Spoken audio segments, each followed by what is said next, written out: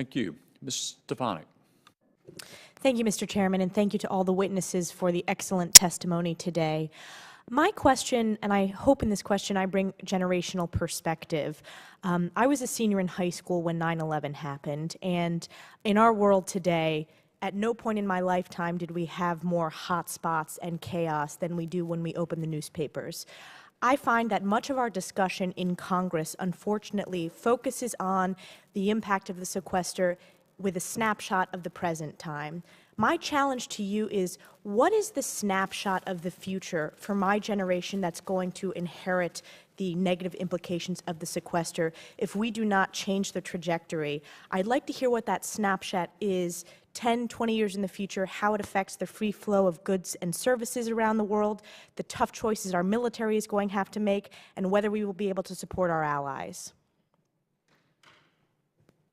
I'll just take a quick comment to that. I think that the worst case scenario is a continuation of actually some of what we've seen this year, which is the freedom of regional actors to start to take things into their own hands without fear of repercussion, which I think is sort of the harbinger of a breakdown of the international order. When we reach a point where we see all of these hotspots, the concept of regional actors being able to physically take territory. I mean, the last time that there was an annexation of land was Kuwait, and before that it was back in the 60s. I mean, this is sort of relatively unprecedented in the current time.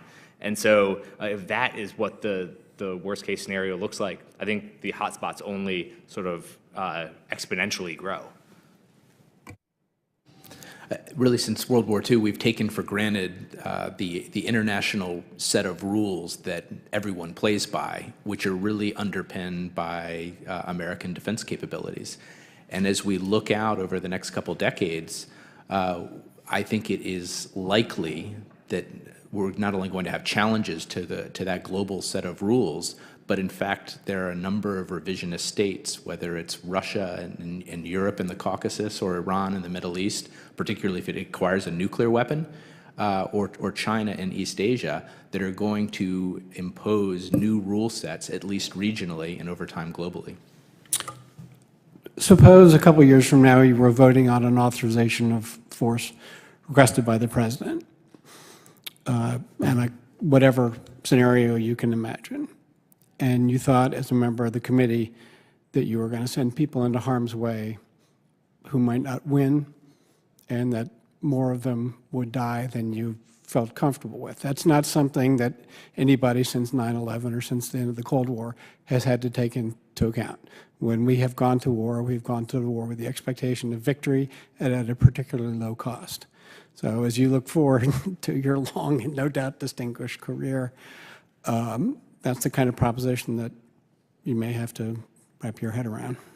And Mr. Donnelly, I want to follow up on that. My second question, I have the distinct honor of representing Fort Drum, which is home of the historic 10th Mountain Division, the most deployed unit in the U.S. Army since 9/11.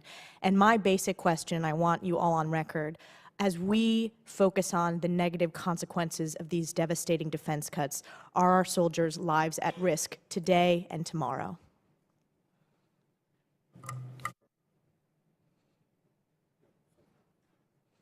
Yes.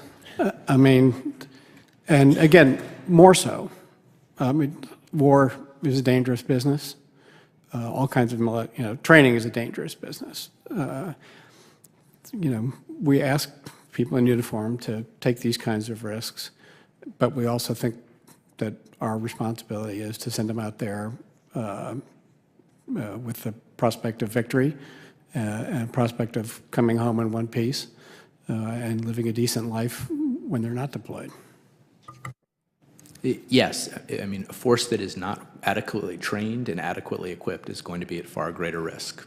And this is a real danger with the Budget Control Act and the imposition of the caps.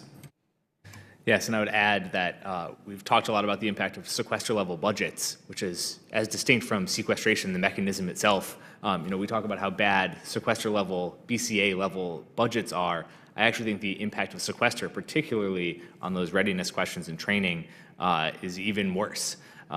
So just highlight that in the future as we see where this budget goes this year.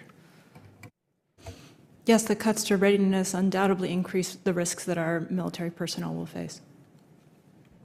And the one thing I would just add is not only is it the amount of budget reductions that increases this risk, that would only be compounded by a failure to make strategic choices, because I think the way we spend our defense dollars is just as important as how many dollars we have to spend. Absolutely, and as we seek to educate our colleagues of the importance of replacing the sequester and not gutting our nation's military, it's more than dollar signs. This is about our soldiers' lives at risk and our brave young and women who serve in our military. I yield back. Thank the gentlelady.